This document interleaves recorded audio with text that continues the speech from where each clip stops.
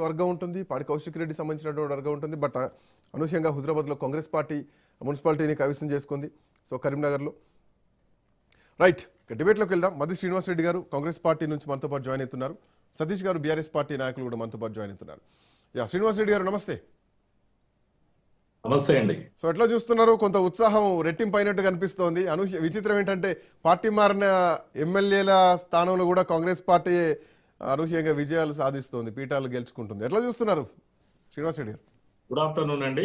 ఆదిత్యదానికి అదే విధంగా మన శ్రీకాంత్ గారికి, అక్కడ ఉన్నటువంటి ప్యానల్ వాళ్ళందరూ కూడా.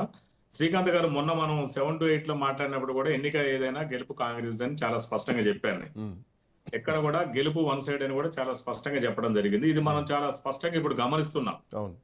ఇవాళ ఎంటైర్ స్టేట్ లో మున్సిపాలిటీలు కావచ్చు, కార్పొరేషన్లు కావచ్చు, దేనైనా కూడా ఇవాళ రేవంత్ రెడ్డి గారి నాయకత్వంలో, పిసిసి ప్రెసిడెంట్ మహేష్ కుమార్ గారి నాయకత్వంలో ఇవాళ జోడు ఎడ్లలాగా ఇవాళ ముందుకు తీసుకెళ్లారు. ఇవాళ రాష్ట్రంలోనే కాంగ్రెస్ పార్టీ ఒక సక్సెస్ అయింది.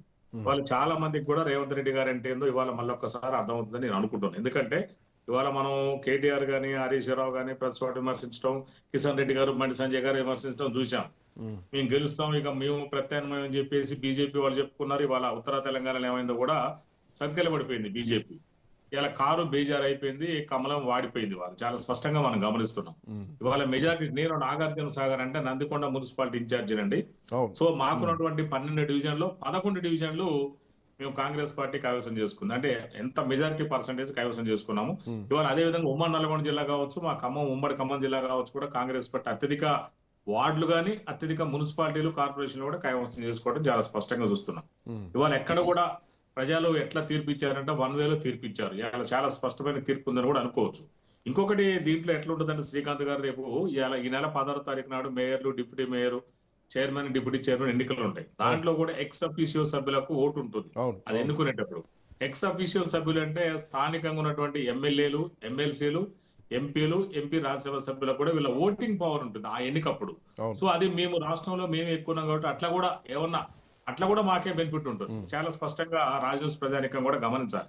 సో వాళ్ళకు కూడా ఓట్లు ఉంటాయి కాబట్టి, అవి మాదే అత్యధిక స్థానాలు ఉన్నాయి కాబట్టి. సో ఏ విధంగా చూసుకున్నా కూడా నేను మొన్న కూడా డిబేట్ లో చాలా స్పష్టంగా చెప్పాను, 75 to 80% ఎంటైర్ స్థానాలు కైవసం చేసుకోబోతున్నాం. ఇవాళ మనం రిజల్ట్ చూస్తున్నాం, రాజ్ న్యూస్ లో మార్నింగ్ నుంచి చూస్తున్నాం, చాలా స్పష్టంగా అర్థమవుతుంది. ఇవాళ ఏదైతే అవాకులు సేవకులై పేలారో సిపిఎం, సిపిఐలు కానీ, ఇంకా మా ఏరియాలో కూడా చూసాం చాలా స్పష్టంగా. మరి వాళ్ళు ఇవాళ ఓటమి అంగీకరించి పరిస్థితి వచ్చింది.